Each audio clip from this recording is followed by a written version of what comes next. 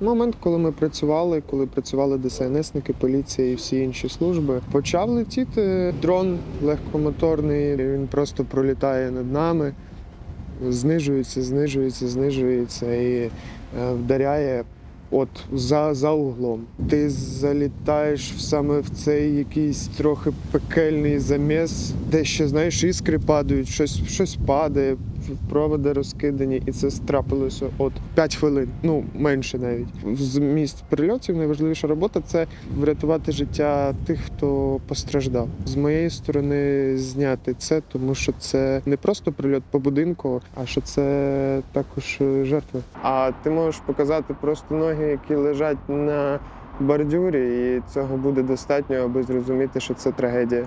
Пройшли там 100 метрів, а там на стіні білій балончиком написано «З Рождеством» від Пригожина, і лежить тіло військового. Ті, які кажуть, чого ти приперся, тут там знімаєш, і ти їм намагаєшся пояснити просто 2 словами. Це важливо, це має бути. Були випадки, коли кімната повністю наповнена димом, вихід тимчасово заблокований, ви втрьох з ДСНСниками без противогазів. Існує ймовірність, що я, наприклад, можу не вибратися звідси.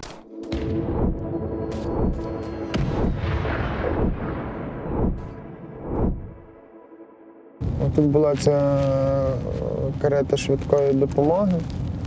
Там зліва будинок горів цивільний, але тут було 2 прильоти, як я розумію. Або то уламками достало і зайнявся будинок. А ось тут, там де сіра машина, газова труба була пробита, і оце ж вона фігачила.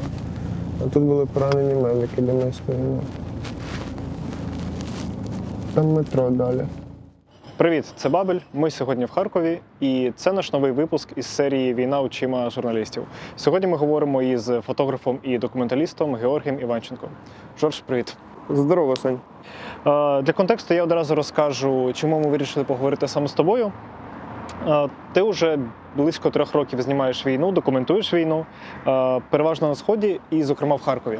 Твої фотографії публікувались в Associated Press, в Washington Post, в багатьох інших виданнях, світові агенції публікують твої фото. І, зокрема, ми теж робили низку матеріалів з тобою. Це була, наприклад, історія про шахтаря, який став військовим в Добропіллі. Це історія про згоріле село під Ізюмом, яке стало для нас чорним репортажем. І так само це історія, наприклад, про село Гроза, де ти також робив фотографії для нас. Власне, про ці та інші зйомки ми сьогодні і поговоримо. Я почну з такого питання. Ти народився на Київщині, виріс на півдні, зокрема в Каховці, але найбільш відомий ти саме як харківський фотограф чомусь. Можливо, тому що дуже часто Харків фігурує у твоїх фотографіях. Ти можеш пояснити, як і чому ти переїхав саме у Харків? Слухай, це насправді дуже цікава історія.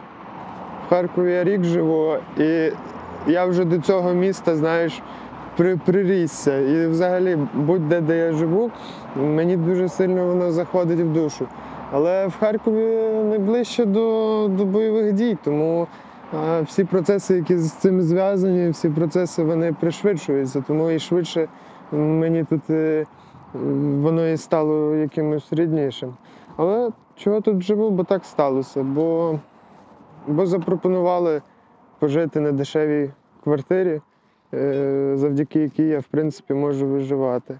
І це така контрольна точка, де направо фронт, наліво фронт і по прямій фронт. Тобто жити, працювати можна. Коли ти у Харкові і маєш можливість, ти виїжджаєш на всі випадки обстрілів у місті? Я стараюся, так. Я стараюся бути на всіх, але якщо це в зоні 20 хвилин, то так. Якщо я десь на окраїні міста і мені треба їхати на іншу частину міста, наприклад, то там уже треба дивитися по обставинам. А ти згадав про 20 хвилин. Чому саме цей термін такий важливий? Та взагалі навіть не 20, а перші 10, 15, 20 хвилин. Бо це найважливіша частина, там відбувається все кульмінаційне жахливе, що є. Тобто там є поранені, там є люди, а це найголовніше. Коли ми бачимо, що це не будівля, яка розтрощена, або там ще щось, а це люди. А люди – це найголовніший ресурс. Тобто важливо бути максимально швидко і важливо бути от в ці перші хвилини, щоб показати ще людей, які є в цій історії. Ну так. Ми зараз в Харкові на проспекті Академіка Павлова. І тут ти зняв дуже трагічні, дуже важливі і дуже резонансні фотографії, які дуже багато поширювали. Це, власне, були наслідки обстрілу цього району міста російськими ракетами. Здається, більше 10 ракет тоді прилетіло по місту. Може, будь ласка, розповісти про цю зйомку і чому вона була настільки емоційна, настільки важлива?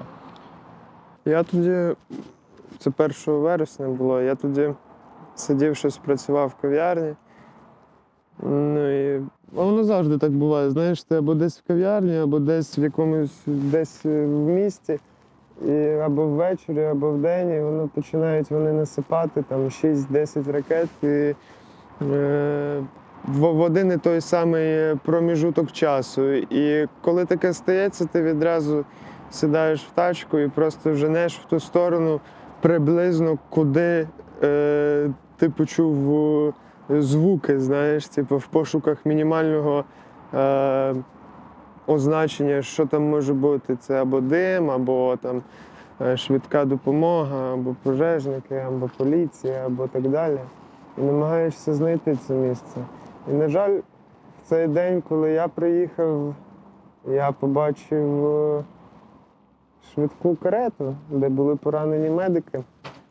Ти приїхав, вони вже були? Так, да, молоді медики на фоні цієї газової труби, на фоні будинку, який горить. Здається, було 2 поранених молодих медика, і один з яких, на жаль, не вижив. Це молодий 21-річний медбрат, фельдшер Євген Юрко. Ти тоді знімав тільки на вулиці чи і зсередини будівлі також? Будівля була пошкоджена тільки зовнішньо, саме ця, тому все найголовніше відбувалося всередині, назовні, а всередині я приєднався до медиків, інших уже парамедиків, які шукали поранених або людей взагалі в цій будівлі, але нікого не було, на щастя. Приєднався, маєш на увазі, що ти разом з ними шукав? Та просто я бачу, що вони шукають, йду за ними, приєднуюся. Якщо говорити про цю зйомку, тоді просто був так званий даблтап, тобто повторний обстріл. Ти дбав тоді, щоб самому раптом що не потрапити під нього? Тобто ти в таких випадках дбаєш про власну безпеку? Ну, ти лягаєш просто, коли є така загроза, бо на цьому прильоті також перед тим, як евакуювали поранених медиків, була загроза також повторного прильоту. І якийсь час, я пам'ятаю, ми лежали, аби зберегтись від цього. В моменті, коли ти прямо тут знаходишся на самій цій локації під час обстрілу, в моменті це емоційно важко працювати? Чи вдається відсторонити емоції, зосередитись на роботі? Я якось спитав, у мене таке було, коли я перший раз зустрівся зі смертю, тобто побачив її там на власні очі ще на початку вторгнення. І я собі щось не міг раду дати, що мені робити, як робити, і що я можу, чим я можу допомогти, чи мені не треба допомагати. І я з таким запитанням, коли ДСНСники відпочивали, я запитав одного з них, як ви взагалі справляєтесь, що ви робите. І він сказав, що а ти думаєш про прості логічні процеси, які тобі потрібно далі робити. Тобто взяти камінь, підняти камінь, там розібрати, там щось лопата, там щось це. Ну, тобто ти розумієш, що тобі потрібно робити те, що зараз ти можеш зробити, і що є найлогічнішим. Бо якщо сприймати все напряму в момент, коли ти працюєш, то ти не зможеш цього зробити. А воно доганяє вже всіх пізніше. Воно приходить як наслідок з часом. Медики не були тоді проти того, що ти поруч із ними, що ти працюєш? Я бачив, як вони мене ідентифікували, скажімо так. Я бачив, що вони мене бачили. Я думаю, що спершу вони би не хотіли мене там бачити, але я думаю, що вони зрозуміли, що це також важливо. І знову ж таки, в будь-яких ситуаціях ти проявляєш ініціативу і намагаєшся допомогти, коли є в цьому можливість. Тому я не можу відповісти за них, були вони проти чи ні, але нічого не казали. В тебе були там теж такі важливі фотографії і дуже драматичні, коли тоді ще пораненого медика завантажували в карету швидкої. Так, це був другий поранений медик, це був не Євген Юрко. Що ти хотів спитати? Так, хотів запитати, чи ок тобі робити ці фото з точки зору того, що це поранена людина, і ти не знаєш, хотіла б вона, щоб ти її фотографував, чи ні? Тоді б таких фотографій просто не існувало, і люди б не бачили того, що відбувається. Якщо в кожного запитувати, я не знаю, ти тоді нічого не зможеш зняти, нічого не зможеш показати. Ти не зможеш перенести цю інформацію. Ясно, що якщо тобі кажуть, там, що максимально ні, але таких випадків одиниці. Тобто тут важливіше те, щоб просто показати, що це сталося? Я думаю, що люди, які перебувають в надскладних життєвих ситуаціях, і коли ти суєшся до них з камерою, часто можуть бути проти, це правда. Але коли камер 5-10, я би сам був проти. Але якщо ти бачиш одного хлопця, який є в тій ситуації, в яку ти потрапив, то ти якось... Я думаю, що люди мають розуміння того, що це важливо.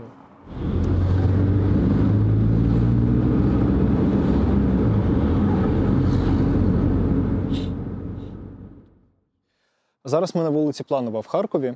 І, як мені здається, це важливе місце в твоїй роботі, тому що 4 квітня цього року росіяни вдарили по цьому місцю шахедами. І, що важливо, тоді стався даблтап, тобто повторний удар, вже коли працювали рятувальники. І, власне, тоді були загиблі серед рятувальників. І, наскільки пам'ятаю, ти був одним з найперших, хто тоді працював на цьому місці і виклав фотографії з цієї трагедії. Ти можеш згадати, якою взагалі була ця робота тоді? Це було вночі, о 1-й ночі. Ми працювали часто з Яшою Ляшенко. У нас так виходило, що за ці 3-4 місяці, квітень і що до квітня, березень, квітень, травень, били часто по Харкову, що шахедами, що ракетами, що балістикою, що С-300, коли в них ще їх було багато. І якось ми з ним так організувалися, що коли є якась загроза для міста, ми з ним встановлюємо прямий зв'язок, аби зрозуміти, що, де, як, куди і що відбувається. Працює схема as soon as possible, тому що, знову ж таки, там наслідки прильотів ми всі бачимо там в телеграм-каналах або там по медіа, і вони зазвичай показують розбиту стіну, розбитий будинок, вирву, яму, ще щось. А найскладніше, найважливіше і найжахливіше – це все-таки людина, поранення. І як це... І це якраз таки те, що відбувається в перші хвилини, по суті. Тому що це найважливіше, так. Найважливіше з місць прильотів, найважливіша робота – це врятувати життя тих, хто постраждав. І з моєї сторони зняти це, тому що це людина. Це показує, що це не просто прильот по будинку чи по чомусь, а що це також жертви. Якщо я не помиляюсь, в той день кілька десятків дронів було над містом, передмісті. І ми просто виїхали вночі на таке собі сафарі. Уже були вибухи, тобто вже були якісь прильоти, і їх треба було шукати. Ми почали шукати. Тобто ви просто дивилися, де горить, де видно вогонь, і їхали на нього? Ну тут схема така. Яша дивиться зі свого 8-го етажа, що він бачить, у нього там обзор на одну частину міста. Я там бачу зі свого даху там іншу частину міста. Але в ту ніч ми нічого не побачили. Але вночі, якщо пожежа, знайти місце прильоту набагато легше, оскільки полум'я воно відбивається від хмари, і ти можеш бачити якесь зарево. Але того дня, якщо я не помиляюся, ми виїхали і ми побачили пожежну машину. І ми поїхали за ними, тому що пожежна машина їде саме туди. І ми приїхали на цю вулицю. Перед'їзна, ти кажеш? Планова. Ми виїхали на Планову. І це був просто прильот дрона в сарай, в якому ніхто не живе, але біля якого дуже багато людей. І там біля цього сараю житловий будинок, воронка, всі ці справи. Тобто все як зазвичай, пожежники спокійно ліквідовують наслідки пожежі, да. Але час від часу була тривога того, що шахеди ще літають, тому вони переривали свою роботу. І, як виявилося, ми тоді не знали це. Ми були тільки на цьому прильоті. Ми знали, що десь іще є. Але ми не знали, що другий був за поворотом. Тут, я не знаю, в 200 метрах, по суті, від цього сараю. І там працювала друга команда рятівників. І момент, коли працювали ДСНСники, поліція і всі інші служби, почав летіти дрон, легкомоторний двигун, ти відразу цей звук якось сприймаєш, розумієш, і він просто пролітає над нами, знижується і вдаряє за углом. Ми не знали, що там є друга частина ДСНСників. Ми відразу ж рванули туди, прибігаємо і бачу, що горить передня частина пожежного автомобіля, розкидані ДСНСники, якийсь такий дивний насправді. Я такого не можу згадати, що я щось подібного відчував, працюючи там на фронті, наприклад. Бо ти залітаєш саме в цей якийсь трохи пекельний заміс, де ще, знаєш, іскри падають, щось падає, проводи розкидані, і це трапилося Тобто коли буквально, це сталося? Буквально 5 хвилин, менше навіть. Лежать ДСНСники і явно кричать, типа медик і так далі. І весь цей хаос. І люди всі швидко згрупувалися, хто був поряд. Там була і команда 46-го АІДа, і інші медики, інші служби, які починали грузити поранених і евакуйовувати їх. Але в якийсь момент була повторна загроза того, що сюди може щось прилетіти, і була надана команда всім швидко розійтися, знайти мінімальне укриття. І ми вибігли якраз сюди, до гаражу. Тут біля гаражу на дорозі лежало 3 жінки, одна бабуся. Вони просто знизили силует. Ми їм порекомендували зайти за гараж на всякий випадок, тому що за гаражом більше шансів не отримати поранення і вижити. І така ситуація просто, коли в перший раз ти туди прийшов і бачив хлопців, які лежать. Одного з них ми намагалися, там стояла швидка, і в неї були розбиті вікна, і задні ляда не відкриті, вони закриті, їх не можна було відкрити. Ми намагалися з поліцейським його ці ляда вибити, аби занести пораненого, але не вийшло через задні ляди, тому його поклали, занесли через бокові двері. І це молодий був ДСНСник, і його там і поклали. Почалася оця повторна тривога, ми прибігли сюди, трошки пройшло часу, там 5-7 хвилин, і це ДСНСник, коли його клали, він був живий. А коли я повернувся до цієї самої швидкої допомоги, над ним крутилася купа медиків, і він вже не мав признаків життя. Я правильно зрозумів, що тоді ти, з Яковом ви також не тільки фотографували, а ще намагались допомагати якось? А це відбувається все ситуативно. Ти відразу в першу чергу намагаєшся бути людиною, коли ти бачиш, що потрібна допомога явно, то ти це робиш. Це завжди буває. На прильотах, особливо в співпраці з ДСНСниками, в пожежах і так далі, коли ти бачиш, що лежить рукав і його треба підтягнути, вони його тягнуть, ти кидаєш камеру, ти його підтягуєш. Коли ти бачиш, що там намагаються перенести або перекласти людину на ношах і їм не вистачає людини, ти просто підтягуєшся і вклинюєшся в це без ніяких питань, просьб або ще чогось. Якщо кажуть ні, значить ні. Тоді добре.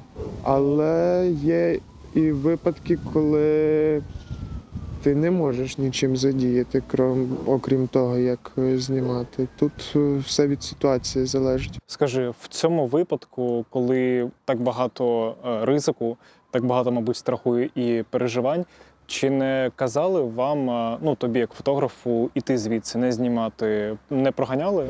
Саш, це ж перші 5 хвилин, це хаос, там не може бути ніяких правил і ніхто ні за ким не може слідкувати. Там першочергове, що потрібно робити, це не пресу відганяти, а це допомогти і зрозуміти, хто де поранений, знайти тих людей і так далі. Зачем їх опублікував зранку, здається, і мені написав Петров, фотограф ДСНС, що знімки там важливі і так далі, але одна із фотографій було якраз таки цього молодого ДСНСника, який лежав в цій кареті швидкої допомоги. І там можна було дізнатися, хто це, скажімо так. Було видно там половину лиця. І він сказав, що все добре, але оцей кадр, розумієш, це говорить про те, що, можливо, родичі цього хлопця не знають ще про те, що він загинув. І коли вони дізнаються про це з медіа або з інтернету, це дуже паскудно. І для мене це був досвід. Я чому запитав? Тому що я коли працював над матеріалом з Охмадита, коли був удар по Охмадиту, там деякі правоохоронці, здається, вони прям проганяли журналістів, казали, що ви наживаєтесь на трагедії, і прям виганяли їх з місця удару. То я просто припустив, що, можливо, це і тут могло мати місце, що нібито ви заважаєте або ви коригуєте, тобто якісь такі острахи могли бути. Я ж кажу, це перші хвилини. Це так не працює. Зазвичай, коли вже стався якийсь там приліт по якомусь умовному будинку на Салтівки, то існує лінія обмеження і так далі, куди не допускають. І це, в принципі, нормально, це можна зрозуміти. Тому на рахунок того, що кажуть, що наживаєтесь, в якомусь сенсі, можливо, вони мають рацію, тому що якось об'єктивно всі журналісти журналістів дуже багато, вони дуже різні. Є текстовики, є фотографи, є якісь телебачення і так далі. І зазвичай вони зарекомендовують себе як дуже такі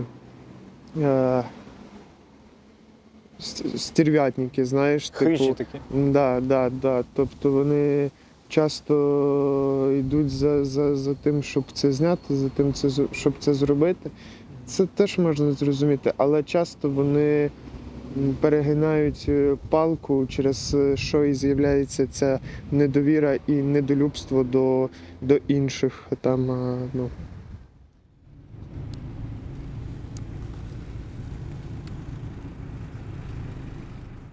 Ми зараз на вулиці Аерокосмічній, колишня Гагаріна у Харкові. І тут ти зробив дуже відомі свої фотографії, які були дуже трагічними. Це були світлини, на яких був зображений наслідок обстрілу центру Харкова в червні місяці. Можеш розповісти про цю зйомку? Якщо коротко, то це було 22 червня. Я насправді вже не пам'ятаю, що саме сюди прилетіло, може каби, здається, каби.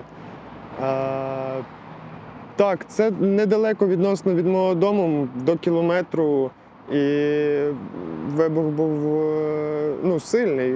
Але я поїхав на інший кінець міста, бо мені сказали, що десь там, прилетіло. І не знаю, я подумав, може так відбився звук, може ще щось, тому не приїхав сюди відразу. Я був тут, не знаю, хвилин за 30 після того, як прилетіло. Але коли я заїжджав, там є зупинка тролейбусна, і рух був перекритий. І на зупинці був тролейбус, який повністю також вікна були в нього вибиті, і була вбита жінка уламком. Вона досі тоді лежала і була накрита простинями, простирадлами, курточками чи чимось таким. От таке от. Коли ти тут працював і був посеред цього хаосу, безладу, ти в такі моменти думаєш, як тобі краще фотографувати, чи працюєш більш інтуїтивно, автоматично? Абсолютно насправді інтуїтивно, але в межу досвіду ти розумієш, де тобі що можна буде використовувати. Тому що було світло приблизно таке, як зараз, тобто дуже контрастне, ядюче. І в такі моменти часто цікаво використовувати спалах. Ти використовував його? Так. Да. Маєш на увазі, що коли дуже сильне світло, ти ще добував ще більшим світлом від спалаху? Тобто те, що знаходиться в тіні, я підсвічував. Ага. На чому ти акцентував свої фотографії тоді? На наслідках саме будівель, на людях? На чому головний фокус в таких зйомках? Як завжди, люди насправді. Бо люди – це єдиний важливий ресурс. Будівля вже відбудована, а люди, вони не так легко ремонтуються, якщо взагалі ремонтуються. Довго ти тут працював? Чи це приїхав, максимально швидко зняв і все? Я побув тут, може, хвилин 15-20. Угу. І ці фотографії ти намагався максимально швидко завантажити і віддати виданням? Чи... А в таких моментах в межах дозволеного так, as soon as possible. Угу. Тому що це те, що сталося зараз, це обстріл, це умовно breaking news.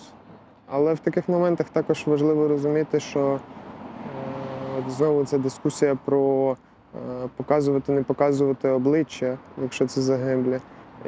Ця жіночка була накрита, і в неї були туфлі, гарні туфлі. І ти напряму, я чомусь вирішив це зняти, бо ти напряму не показуєш весь стан, а ти можеш показати просто ноги, які лежать на бордюрі, і цього буде достатньо, аби зрозуміти, що це трагедія. Коли ти закінчив тут зйомку, видання самі до тебе приходили з запитом про фотографії, чи ти до них звертався? Ні, я працював, коли я працюю з такими штуками, як прильоти, коли вони відбуваються, то найкращий спосіб передачі інформації – це через агенцію, оскільки це брейкінг. Агенція, що ти маєш на увазі? Існують агенції, які купують фотографії з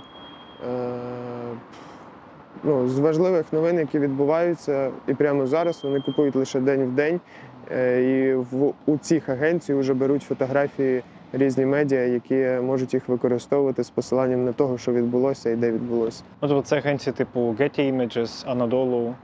Так, такі агенції. Зрозумів. І ПАП.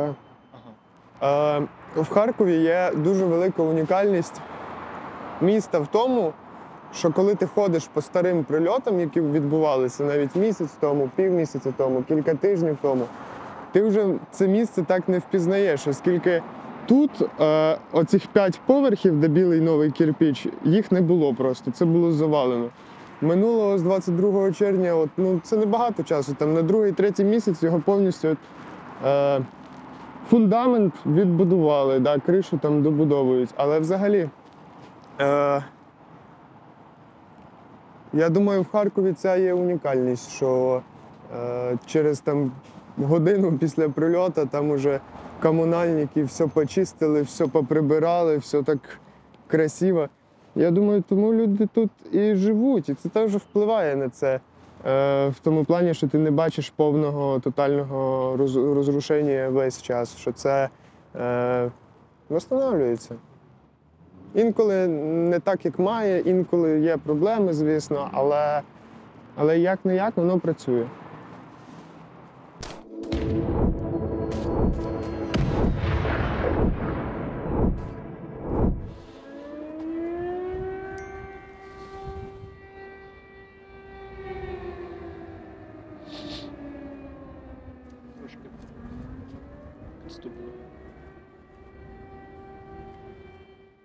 В січні ти писав, що етап жаху від війни вже минув, і медіа переповнені зараз уже кривавими кадрами і епічними фотографіями битв, епічними фотографіями, які пов'язані з війною. Як ти думаєш, на 3-й рік війни, коли здається, що знімали вже все, фотографії війни ще можуть здивувати чи зачепити людину? То знаєш, Саша, складне питання, але правда те, що багато хто чого побачив, багато чого вже зафіксовано, і як не крути, наша війна, вона є унікальною і я думаю, задокументованішою взагалі. Тобто побачено багато. І справді людей набагато менше і менше торкають фотографії, які вирвані з реальності, які показують всю ту жахливість. Я думаю, що важливо і далі над цим працювати і це робити, бо це найголовніше. Можливо, воно буде мати свою вагу, як і зараз, тому що це важливо, так і в майбутньому. Маєш на увазі через роки? Так, да, як умовний документ, як просто факт, який є, який існує, який зафіксований. Коли фотографія стане, по суті, свідком сучасності? Але ж, ти розумієш, дуже багато чого відбувається, як ти кажеш, кровавого і жорстокого, що не знято. І ми не можемо показати абсолютно все. Багато зараз хлопці дрони, гоупрошки і так далі. І ми бачимо це буквально від першого обличчя, від персонажа, що є найближчим навіть. Найближчим, найщирішим, найскладнішим фактом задокументування. Знаєш, зараз, вже коли війна триває 3-й рік, мені як журналісту, і я це чую теж від багатьох моїх колег, уже стає дуже складно знайти неочевидного героя чи якусь унікальну тему, яку хочеться розкрити. Тобто, щоб не повторюватись і не писати про все, що вже було написано. Ти стикаєшся із цією проблемою, із таким викликом у своїй роботі? Я все-таки себе відчуваю більше фотографом, ніж журналістом. І оскільки у мене немає постійної якоїсь роботи, я не працюю з якимось медіа, де мені потрібно весь час шукати персонажа, аби розкрити його історію, долю або те, що з ним сталося. Але я відштовхуюся від того, на що я натрапляю. Розумієш, я не можу вибрати там когось знайти, щоб туди ціленаправленно поїхати і щоб от саме його зняти. Ні, я там їду на 2-3 тижні на якийсь район фронту. Кожного дня працюю, дивлюся, яка там оперативна обстановка, і відштовхуючись від того, на кого і на що я натрапляю, вже і з'являються ці люди, про яких ти маєш розповідати. Тобто, по суті, ти занурюєшся в певний контекст, в певну ситуацію і вже в ній вирішуєш ситуативно, що там насправді має значення. Абсолютно, так. Це не як новина, це як обстановка певної лінії фронту, певного міста, певного селища. Але слухай, окрім оцієї контентної складової, оцієї от історії, є ще одна важлива річ – це те, як саме це знімається. Тобто не тільки те, що знімається, але і як саме це знімається. Ти якось експериментуєш з фотографією, щоб зацікавити не тільки там історією і людиною, але й тим, як саме ти це робиш? Ну дивись, перший час я взагалі говорив про те, що я знімав знову ж таки те, на що я натрапляв, те, куди я міг доїхати і що побачити, але я тримався такої класичної, намагався триматися класичної фотографії без якоїсь ретуші або кадрування, або чогось такого.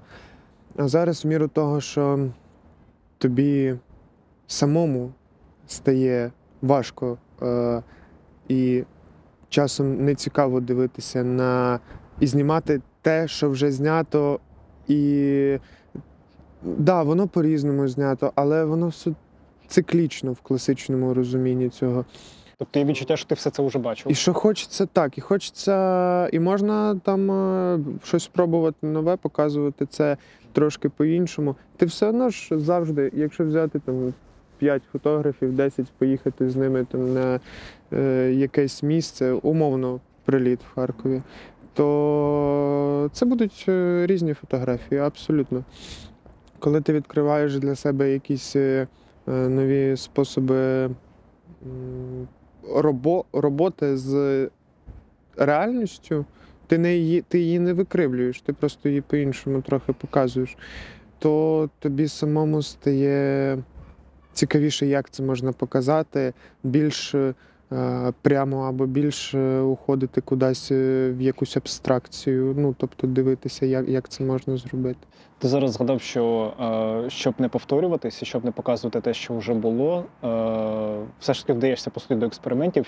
Що це може бути? Це робота зі світлом, зі спалахом? Це мінімальні, насправді, так, це складно назвати прям експериментами, так, але взимку минулої зими мені було складно щось нове зняти, бо я бачу, що це чиста інформація. Все, що я знімаю, це чистий факт. Це там треба щось якось змінювати, треба щось якось знаходити. Я відкрив там для себе спалах. Мені з спалахом стало прикольно, цікавіше. Ти по-іншому можеш передавати те, що ти бачиш. Ти по-іншому дивишся, в принципі, на фотографію. Ти вже можеш зрозуміти, де там тобі це треба, де тобі не треба. І це по-іншому сприймається. Якщо ти хочеш запитати в мене про такі більш глобальні штуки, як піп-хол, як продвірний глазок. В принципі, це було моє наступне питання, бо це мені було схоже на те, як ти пробуєш показати війну інакше, з іншого боку. Йдеться про випадок, коли ти взяв, по суті, дверне вічко, вмонтував його на камеру, і почав, по суті, показувати все через такий хол, через невеликий круглий отвір, і таким чином фотографувати. Так, воно дуже прикольно викривлює просто простір і показує це взагалі під абсолютно іншим углом. Це дуже широко. Можу сказати тобі, за чим я так зробив і чого так сталося взагалі. Ти маєш на увазі, чому ти взагалі вирішив знімати в круглому форматі? Це сталося дуже насправді банально. Є у нас хіп-хап-тусовка. У нас є ребята, які займаються графіті, там денсерять, хіп-хап. Можна на увазі в Харкові чи взагалі? В світі, але в основному в Америці. Це було популярно в 80-х, 90-х, коли всі ребята, які якось двіжують, щось роблять, там, скейтери ті самі, вони знімаються на рибяче око, під дуже широкий кут, коли в тебе є ще чорний простір, і воно так викривлює. Я колись хотів на це познімати. Я подивився, скільки стоїть об'єктив, і я зрозумів, що це дуже дорого, і вони не дають того ефекту, який мені потрібен. А тут мені друг скидує якогось тіпа з Америки, який колись зняв, він просто взяв двірний глазок і почав на це знімати. І я подумав, боже, це тупо те, що мені потрібно. Це дуже дешево. Цей глазок стоїть 150 гривень в епіцентрі.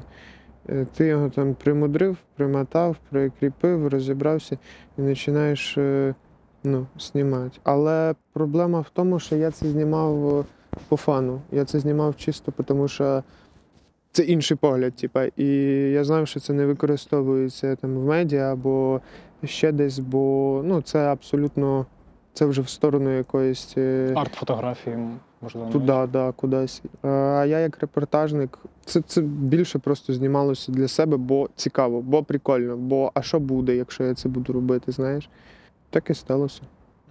І таким чином ти знімав горілі поля, ти знімав наслідки обстрілів? Ні, я просто поїхав знову ж таки працювати на Донеччину ще до того, як почався Покровськ так повномасштабно, і працював над дорогою Т-05-04 з моїм колегою.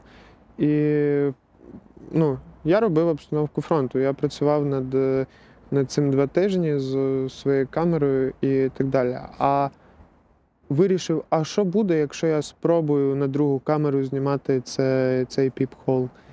І просто всі ці 2 тижні, коли бачив, що підходить під цю картинку, під цю техніку, знімав на нього також. В кінці зібрав там 10 кадрів, які зробив таку собі серію, які найближчі якось до мене.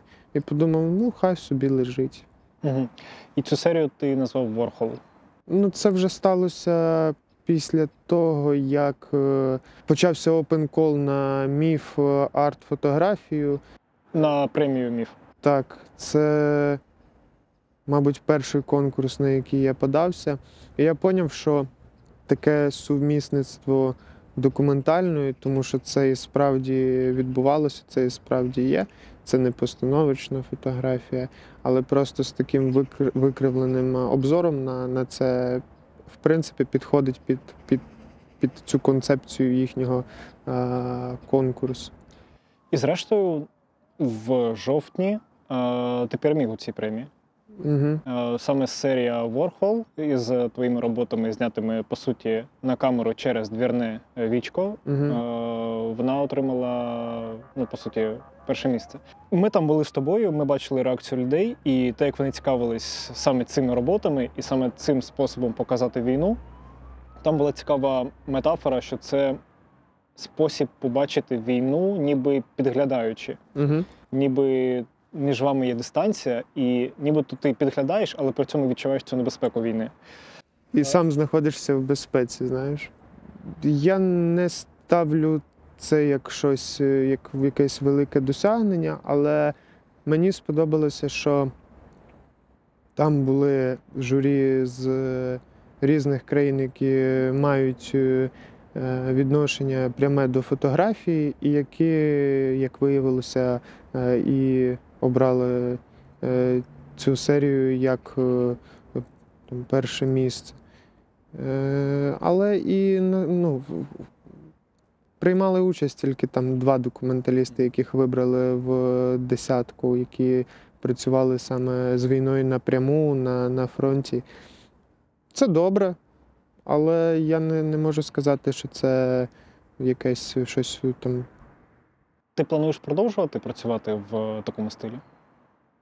Я думаю, що треба познімати ще трохи так, але не приділяти цьому дуже сильно багато прямо уваги і тільки на цьому зациклюватися, бо зараз в даний момент багато чого відбувається справді на фронті, і треба розуміти, як працювати над цим. Я не позиціоную себе як арт-чоловік, як митець, як я репортажник. Я знімаю то, що відбувається. І, в принципі, це моя основна мета на даний момент. Коли у тебе може з'являтися відчуття, що я зняв щось важливе? Коли я був там, де відбувалося щось важливе, і коли я був там один із, з одиниць, хто це зміг зняв. Тобто я побував в тому, де я зміг це зняти, і от це показати, це зафіксувати. Угу. Я зараз згадую про те, як ми працювали в сторінку під Ізюмом, Угу. де, по суті, перед нами там були колеги з Суспільного, Да. але от саме окрім нас і з ними там більше нікого не було, ніхто туди і не доїхав. І я тоді зрозумів, що ця робота була важливою. Та й взагалі я такого теж не бачив. Це не можна назвати там супернебезпечною лінією фронту і так далі. Це просто звичайне село, яке повністю згоріло, знаєш, і люди втратили все, що вони мали. Це був відгук до якоїсь Першої світової, коли залишаються тільки кам'яні печки і кирпичні, і все, знаєш. Чи думав ти про, наприклад, 5 найважливіших фото, які ти зробив? Чесно тобі сказати, не думав. Але якщо подумати, то треба уточнити. 5 важливих фотографій. Що, як? Типу, взагалі об'єктивно, чи просто які для мене Для тебе? мають. Об'єктивно це що? Це цифри якісь можуть бути, це, не знаю, кількість поширень, але тут важливе відчуття фотографа, от що він відчуває, от важливість своєї роботи. Тут більше не тільки про фотографію, а й про місця, я думаю. Це Мілана, звісно ж, перед Різдвом в Бахмуті, коли ми провели з ними цю святу ніч. І тут багато зв'язків просто. От ти святкуєш Різдво з прекрасною сім'єю в підвалі, з різними сім'ями, з дітьми, які там є. У вас стол, у вас куття, у вас відчуття цього всього, але при цьому назовні там, Це був січень 23-го. Це був січень 23-го. Коли ти майже місяць жив на Донеччині? Я просто 2 тижні прожив в Бахмуті. І зняв тоді дівчинку в одному з підвалів. Та там багато чого не знімалося, але ця дівчинка, вона мені емоційно просто особисто була дуже якоюсь, відчував ти до неї щось, знаєш. І взагалі там всі діти були чудові і прекрасні. Але я бачу, що там дівчинці 11 років, вона все одно там захоплена світом, малює, читає. Вона розумна, ти бачиш її якісь аналітичні здібності, те, як вона комунікує. Тобто це потенційно дуже розумна людина, але яка переживає таке, що переживає. І там наступного дня ми вийшли з того підвалу, намагалися завести машину. Пройшли там 100 метрів, а там на стіні білій балончиком написано «З Рождеством» від Пригожина, і лежить тіло військового. Українською? Ми не зрозуміли досі, по формі не зрозуміло, по татуюванням не зрозуміло. Нам ніхто не сказав по запитам, чи є це саме тіло, мені здається, вони і самі не знали. Важко було ідентифікувати. Але якщо написано «З Рождеством» від Пригожина, то це пряма... Відсилка до ПВК «Вагнер». Але так, абсолютно, так. І це абсолютний дикий контраст і дисонанс. Сьогодні ти там ліпиш із модульного пластилину з дітьми країну чудіка, а на ранок ти виходиш, ідеш по вулиці і бачиш це. Ну, тут такі прив'язки до важливості фотографії. Ти згадав зараз про Мілану в Бахмуті. Чи є ще кадри, які теж настільки сильно тебе вразили? Або робота з ними, або над ними? Часів Яр, коли ти теж бачиш, здавалося, що це у вирві з-під прильоту могила військового просто в такому районі, насправді, де мало хто шастає. От такі речі, вони дуже потужні. Можеш нагадати, коли ти це зняв і за яких Це обставин? теж був квітень. Цього року? Ні, це був квітень 20, Мабуть, 23-го. мабуть, 23-го. Так, це був квітень 23-го року. Часів Яр за каналом. Тоді вже Бахмут доживав своє. Там залишалися буквально одиниці будинків, які були під контролем України.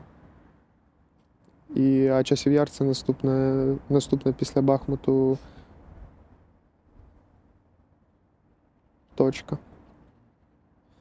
Була якась зйомка, яка для тебе фізично видавалась найважчою? Що зафіксувати все це найважче було? Та різне случається, понімаєш? Тобі інколи просто в умовах таких доводиться жити, де не миєшся 10 якихось днів.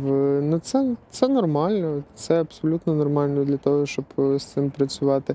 Інколи треба бігти в якесь поле 1,5-2 кілометра, бо ти бачиш, що там ребята тушать пожежу. Фермери? Так. І при цьому там можуть працювати, ворог працювати по цьому квадрату, наприклад. Тобто, в залежності від оперативної обстановки, так би мовити, і у адаптації до неї виникають такі складності? Так, да, абсолютно. Угу.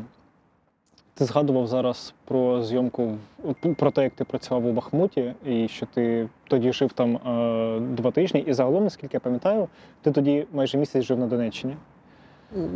Десь тільки там протусувався, да. Якщо говорити про фотографію, цей досвід абсолютно унікальний. Він чомусь навчив тебе саме в твоїй роботі? Він мене навчив не в роботі, а в житті просто. Це ж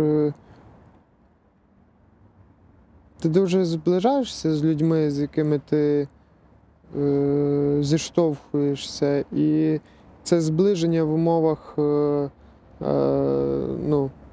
умовах обстрілів, бетону. Екстремуму абсолютного. І так далі. Вони каталізуються, і ти стаєш якось маленькою частинкою того. Ну і відношення ваші з людьми, вони пришвидшуються через всі ці обставини. Ви довіряєте один одному дуже сильно. Тоді у мене було кілька питань ще про етичну складову роботи фотографа на війні. Я пам'ятаю, що у 22-му році, коли ти працював у Миколаєві, ти знімав наслідки обстрілу. І ти тоді згадував, що там був чоловік з біноклем і його дружина, які чекали, доки рятувальники дістануть тіло їхньої доньки. Ну, справді, да, таке було. І ти тоді написав, що ти не зміг їх зняти, ти не зміг їх сфотографувати, тому що щось завадило тобі, щось не дало тобі ніби забрати їхню душу. Я таке писав, да? Да. Ого. І коли я це прочитав, у мене виникло питання, бо дуже багато злочинів зафіксовано, дуже багато руйнувань, поранених людей, загиблих людей.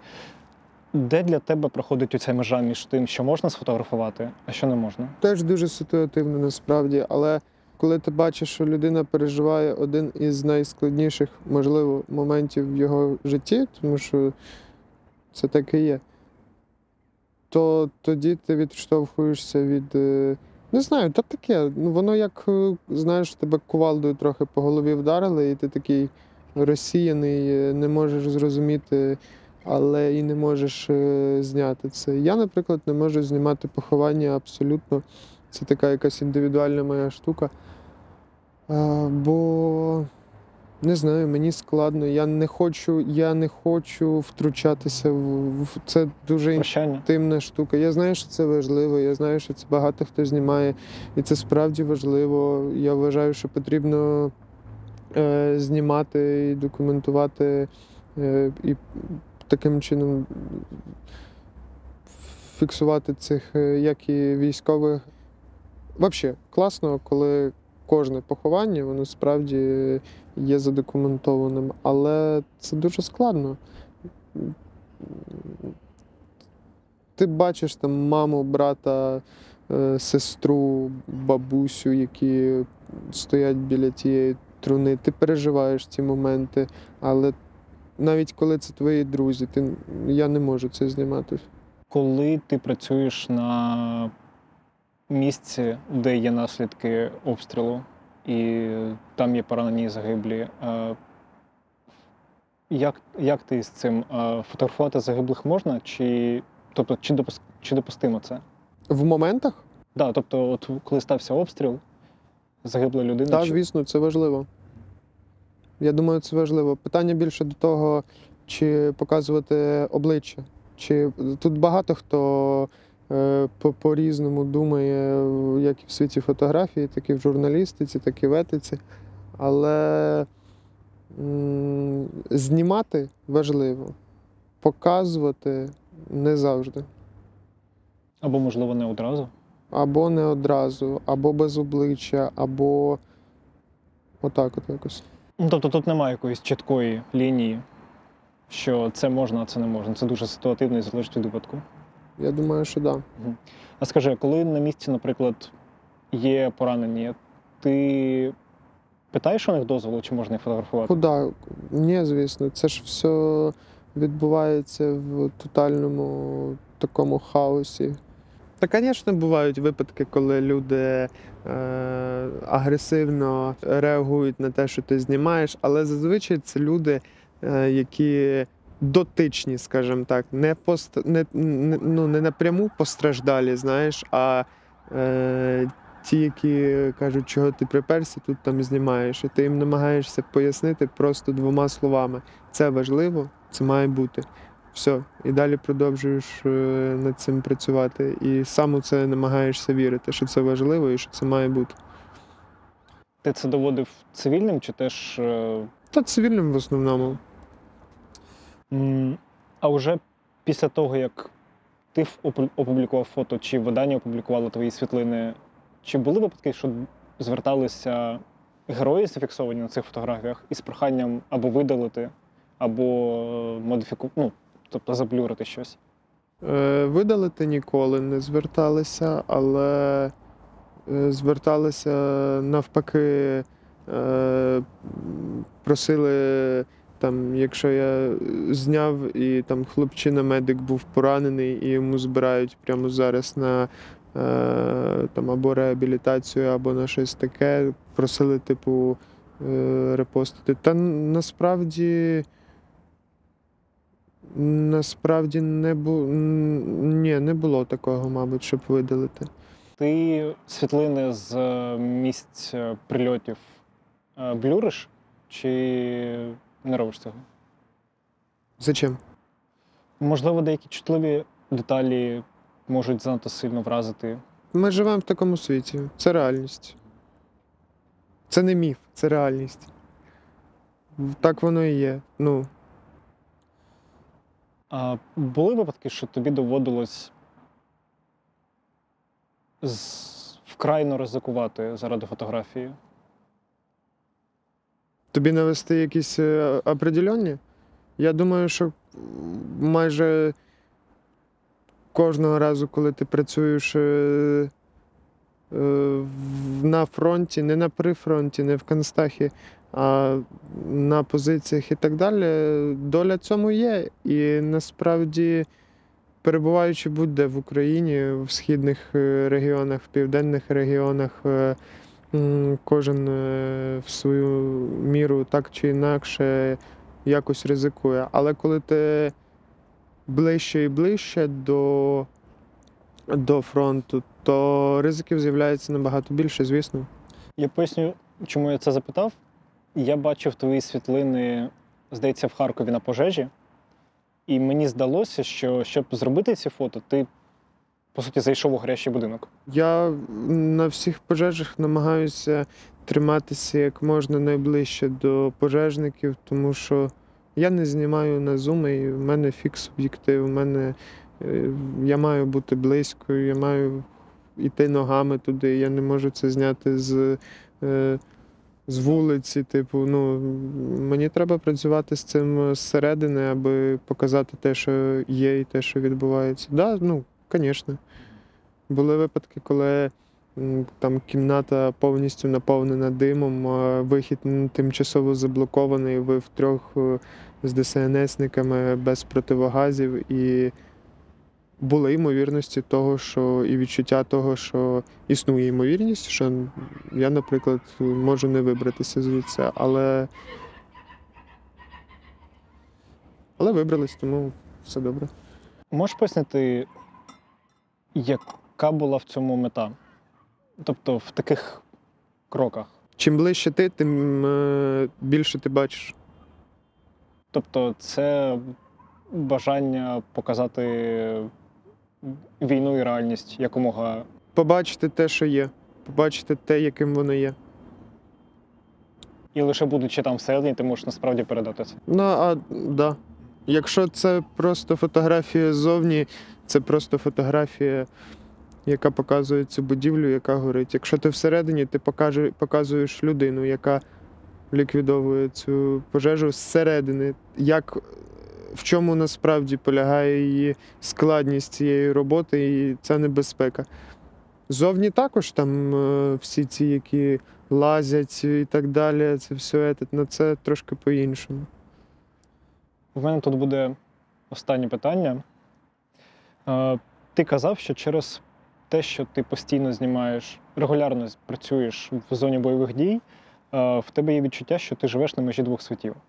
Тобто є цивільний світ. Перечитав всі мої пости в Інстаграмі. Я вже не пам'ятаю, що я там писав. Да, я розумію, про що ти говориш. Тобто нібито ти цивільний, нібито ти не військовий.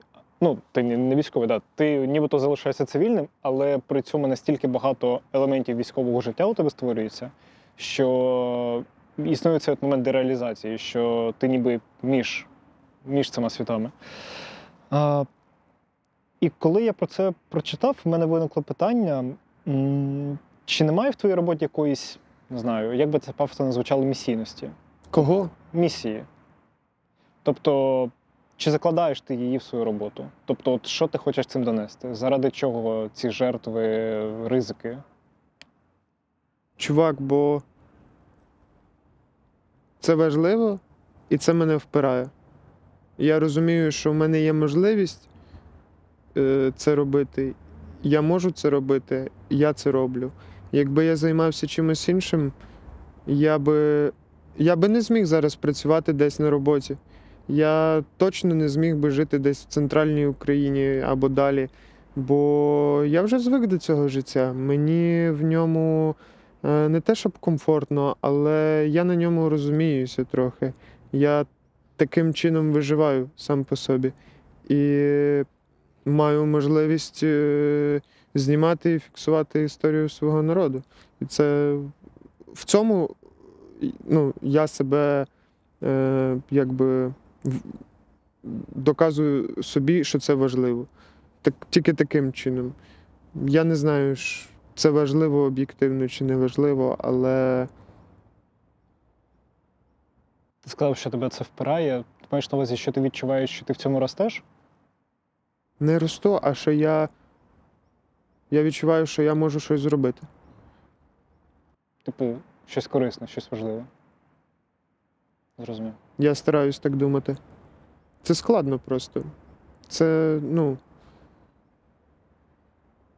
нелегко. Це нелегка робота. А в чому найбільша складність, на твою думку? В тебе абсолютно непостоянство, ти не закріплений, в тебе немає графіку, ти не розумієш, що буде, якщо ти поїдеш туди, скільки ти там будеш, скільки в тебе є грошей для цього, де ти будеш жити, і що ти будеш їсти, чи ти будеш ну, ти позбавлений якогось абсолютного банального комфорту, але більшість людей, чоловіків і жінок позбавлені цього комфорту, і це абсолютно не проблема. Але коли їдеш там центрально і далі, то там ти бачиш, що багато хто цього не бачив, багато хто навіть близько цього не переживав. Типу. І ти являєшся таким маленьким Посередником. провідником від цього туди. І попри весь цей дискомфорт, ну, ти відчуваєш, що воно того варте? Да. Звісно. Зрозумів. Дякую. Дякую.